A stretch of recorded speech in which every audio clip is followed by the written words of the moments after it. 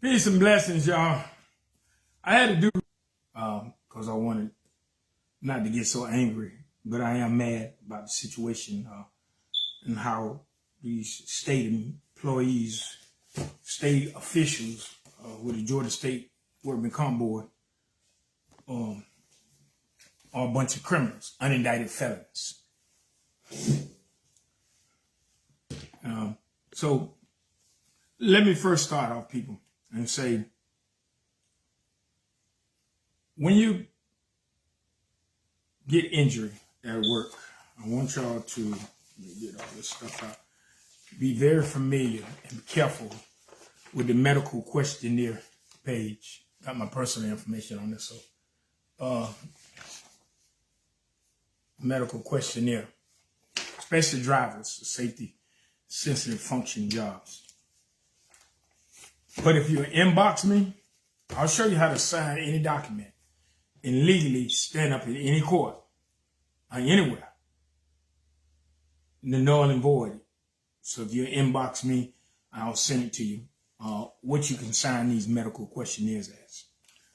But be careful with using, make sure you tell the truth at least on these medical questionnaires.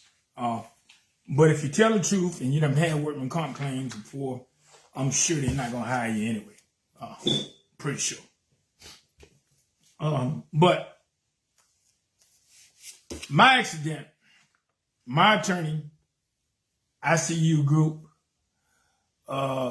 insurance company from my former employer, Hendrix Hauling, and their attorney, and my attorney, conspired to intentionally and willfully falsify legal documents filed.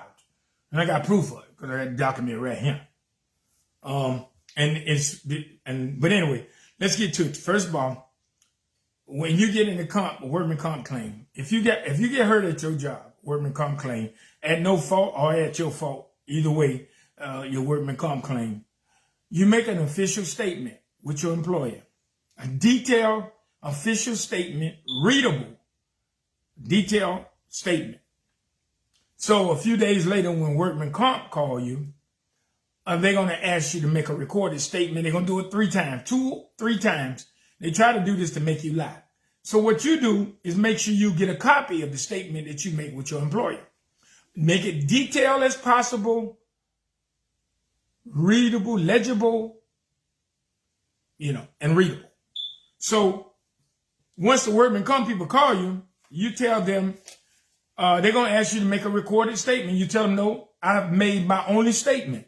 Do you have the copy of the employee statement that my employer have a copy of my statement I made with my employees? So, and they'll probably say yes, or then that is my only and official statement. I'm not making any more. For y'all to trick me into saying something or try to trick me into telling a lie, no, I'm not going to do it. And then they're going to say, hey, well, we got some questions to ask you. Not going to answer any more questions. I've wrote that statement, and final statement, and that is it. They can't hold you liable for being quiet. They can't hold you to a statement for being quiet. And also, you record the conversation as well. If they're going to record the conversation, you record it as well. If you have a conversation, you tell them mine and record it too. And just leave it at that. But you make only official statement. If they say we're going to deny you, then you just don't need a lawyer. I don't trust lawyers because with this workman comp claim, from my experience, I didn't need a lawyer to negotiate the bullshit, to negotiate the BS that my attorney negotiated on her behalf, not my behalf. What makes it easier for them? See, workman comp only concern the Georgia. I'm speaking of Georgia State Workman Comp, and I'm sure all of them are like that. But I'm speaking of Georgia State Board of Workman Comp. Their only concern is for protecting the injured, protecting the employer and the insurance company, not the injured worker. They protect workman comp is for the employer, insurance company, not you. not for the, and they are not for the injured worker. So, with that said, I'm going to read you this thing from my lawyer. My lawyer. Now, and this is a doozy, people.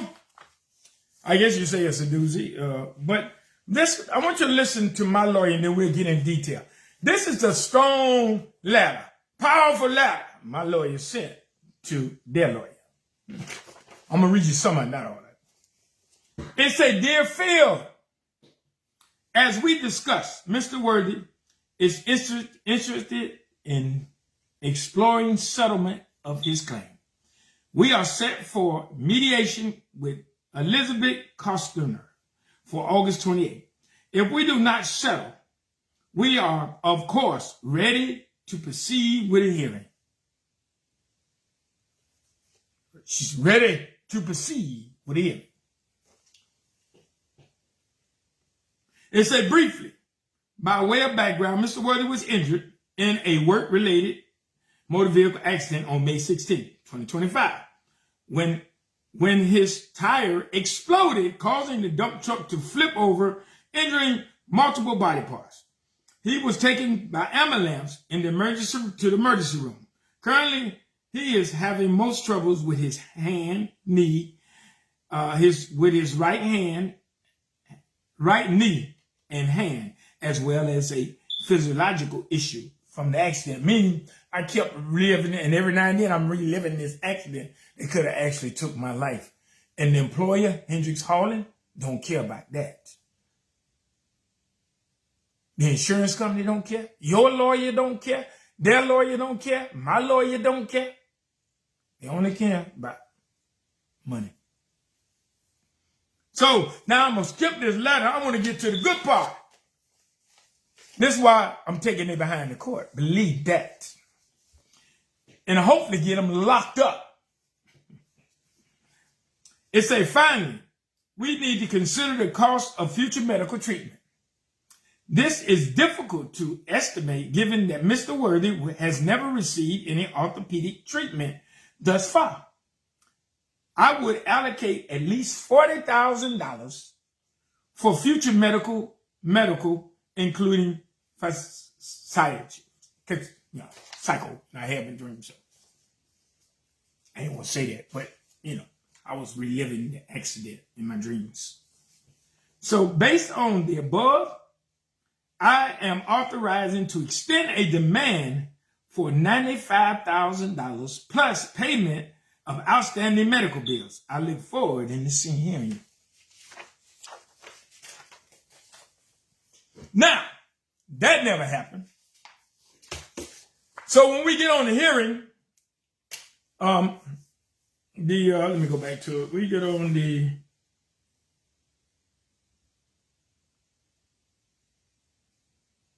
a mediation hearing with the mediator.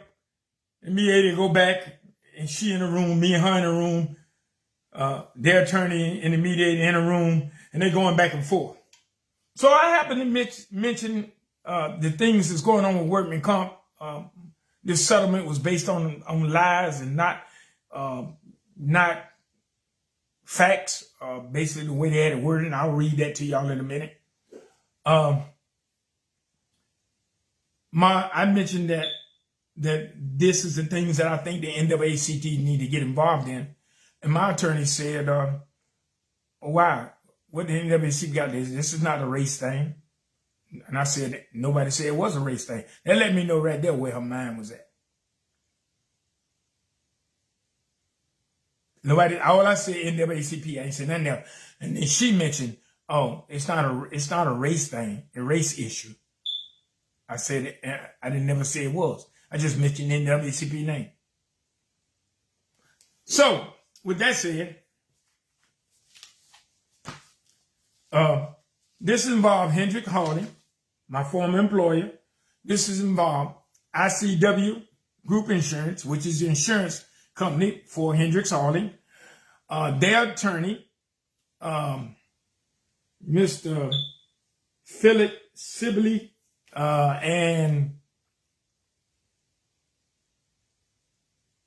my attorney.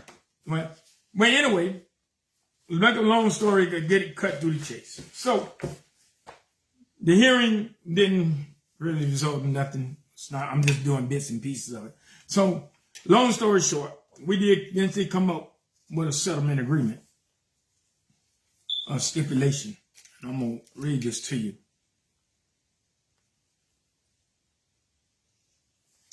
And this is State Board of Workmen Compensation, State of Georgia. Stipulations and agreement of no liable slip. My lawyer said, because I didn't agree with this, she said it is necessary for the Workmen Comp Board to approve it. So, and I asked her, so this is necessary for them to approve a lie and routinely? So you're saying routinely, the State Board of Workmen Comp approves stipulations of no slip liability. They approve lies. This is a government legal document. And you offer illegally 2 lawyers agreeing and the Workmen Comp agree to this lie? Wow. Truly the Donald Trumps of the world. So, let me read this for you. It's a stipulation agreement of no liability. The following stipulations and agreement of no liabilities entered into by and between the parties in the settlement and resolution of all issues and dispute within the contemplation of the, OCGA 3-940, bypass all that. As the full, and they say, as the full and complete evidence upon which the State Board of Workers' Compensation may enter up and award a final conclusion and termination of this claim, which settlement and award shall not hereinafter be subject to change, modification, review, alteration, or encroachment under law. Now, they forced me to sign this. So that little thing that I just read, if something done under fraud, under deceit and the truth, yes, it can be canceled. It can be challenged. Anything unlawful done can be undone. And it is going to be undone. Because we going to court. Bet you that one. Now, let's get to this one. It's a claimant. Robert Worthy was employed by Hendrix Hauling Company, Incorporated. Claimant alleges, y'all. He say alleges.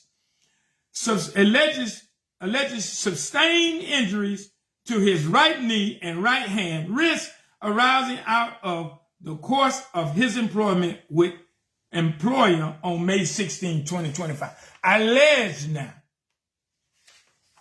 But this is normal wording to protect the employer and the insurance company and hell with the injured worker. I got a good settlement, but I could have got more. They forced me to do this, like they forced many others. I done had hundreds of people call me about their cases of workman comp. How these are lawyers and all this. And I'm going to tell y'all, you don't need a lawyer. You can handle your workman comp yourself. You don't need a lawyer making deals for you when you can do it yourself. All right, now, it is the contention of the employer, insurer, that the claimant did not sustain any compensatable injuries by accident arising out of and in the course of his employment on or about May 16, 2025, or any time as alleged, and that it is claimant did wait, hold on, let me get back to it.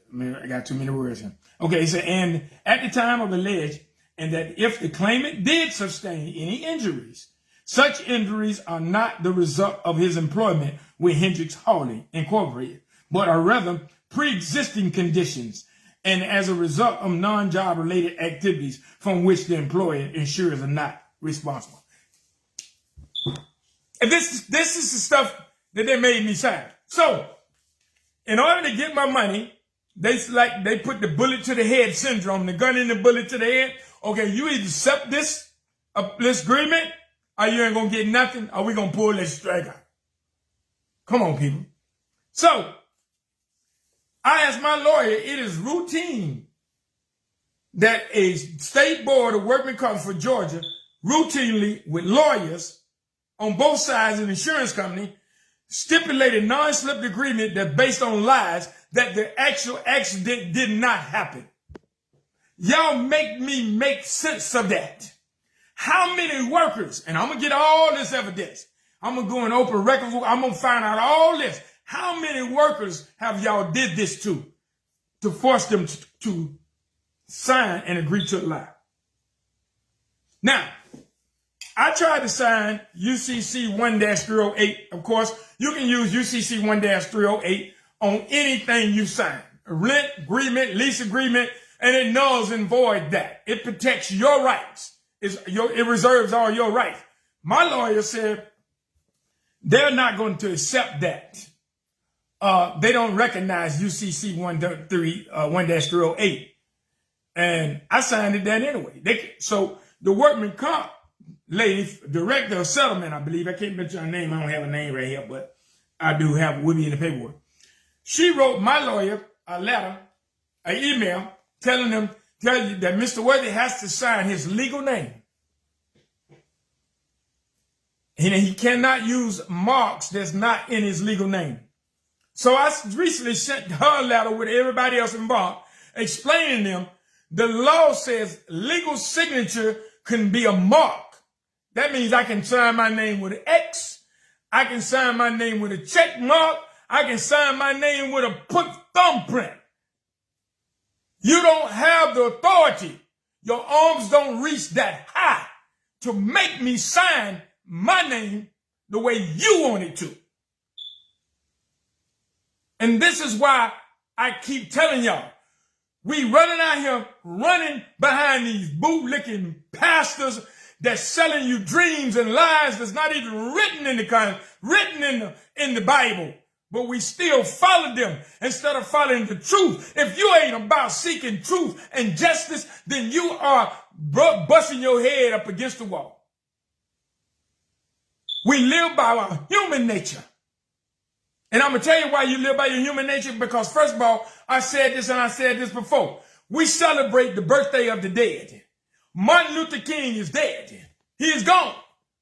The Bible warns us not to celebrate the death of the birthday of the dead, but we do it anyway. Why? And these are Christian people. You see how our mindsets are so messed up?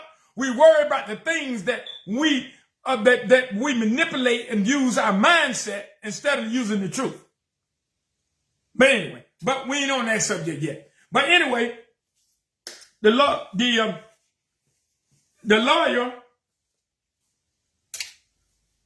well, she wrote back and said I had to sign my legal name, that I can't use marks that's not in my name. So I just sent them a letter letting them know a legal signature, it can be a mark, or X, anything. And you don't have that authority to tell me I'm doing. So basically you said if I didn't sign it the way you wanted me to sign it, then you would not get your money and we was going to deny your claim.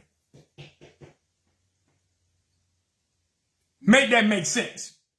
People, let me tell you, when you get hired with an employer, I'm going to go back to it. These stipulations, these post-medical questionnaires, make sure you can fill them out completely and truthfully as you know it. And if you want to know how to protect yourself, sure enough, then inbox me and I'll show you how to sign your signature legal and legit. And they can't do nothing about it. And it'll stand up any court of law.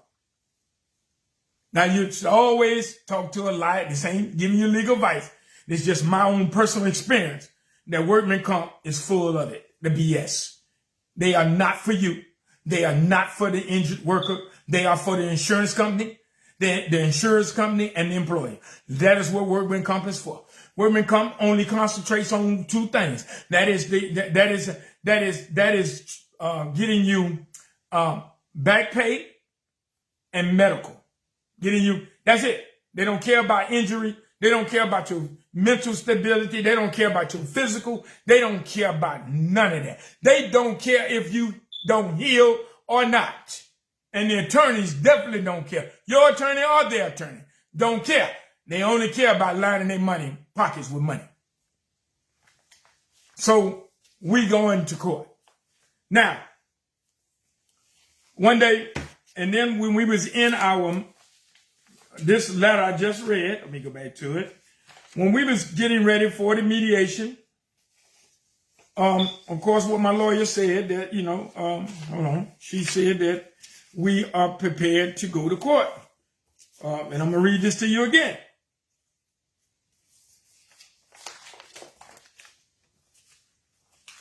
She said, "Dear Phil, as we discussed, Mr. Worthy's interest in exploring the settlement of his claim. We are set for mediation with Elizabeth Custer, August 28, 2025. If we do not settle, we are, of course, ready to proceed with the hearing." And on this one, in the Ravenscroft defense, she said, "As you know, your client has denied this claim. I understand you are asserting a Ravenscroft defense based on the post-hire medical questionnaire for reasons we already discussed. I do not believe you can meet the Ravenscroft burden." Now, so in the mediation, and I'm gonna get to the mediation. I read this once, but I'm gonna read it again. It says, "Finally, we need to consider the cost of future medical treatment that is difficult to estimate given that Mr. Worthy has not received any orthopedic treatment thus far. I would allocate at least $40,000 for future medical, including I'm sorry, I was thinking about something. Including mental stuff. Based upon the above, I am authorized to extend a demand of $95,000. $95,000 plus payments of outstanding medical bills. I look forward to seeing you." All right, she didn't say seeing you. So like she went and talked to him personally. She said seeing, she didn't say hearing, she said seeing. So with that said, when we got to the mediation, she go back and forth, I go back and forth. The mediator, they go in the room with their attorney, the workman comp attorney, and then I go in the room with my attorney. And I happen to mention my affiliation with the NAACP. This is kind of stuff that we need to get the NAACP involved with, and all this here. And she told me, well, what the NAACP got to do? Say it got nothing to do with race. I said, I didn't say nothing about race. I said the NAACP need to get involved. So that lets you know where her mind was already set at. But in the stipulation and agreement, I'm going to read that. I'm going to cut this short. And I'm going to tell y'all people how to protect yourselves. All right, let me get to the stipulation and agreement. And this is what the stipulation and agreement says, y'all. This is crazy. Now, this is the lie that Georgia State Workman Comp Board approves of with the two attorneys. They approve lies. This is called a non-slip, a stipulation and agreement, no liability. The following stipulations is an agreement of no liability entered into by and between the parties in the settlement and resolution of all issues and dispute within the contemplation of 𝑂𝒌, as the full and complete evidence upon which the State Board of Workman Compensation may enter up and award and final conclusion and termination of this claim, which settlement award shall not hereafter be subject to change, modification, review, alter, or encroachment under law. So they use the law to violate the law. That is a violation of the color of law. U.S. Title 18-242. Now, this is the one that really gets me.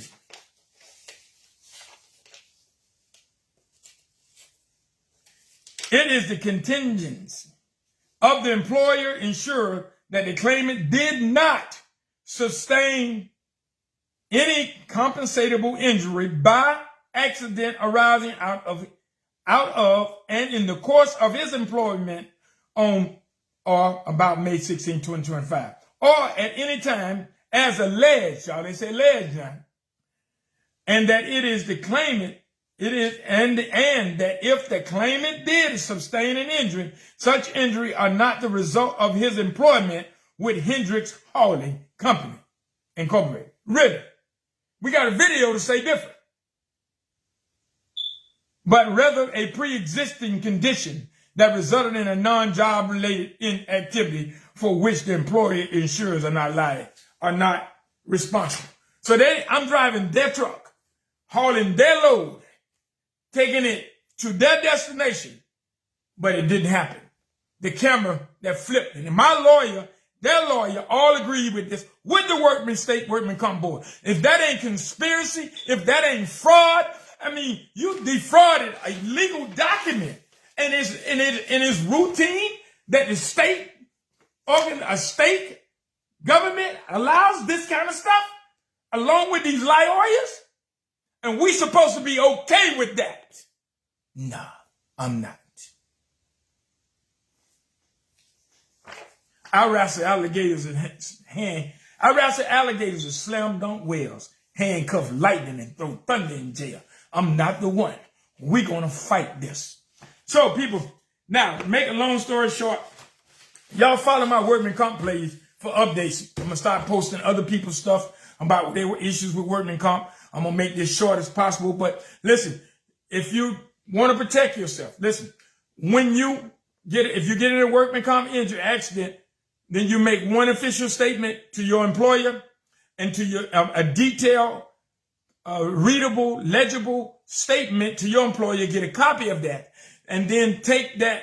When the insurance company call you, you tell them you're not making any more than one statements. That this is my official and my only statement, because they try to take 2 or 3 statements for you to make you lie. They can't deny you on that. And the Racroft defense is 3 elements that must be met. And I'll post it in this when I update it.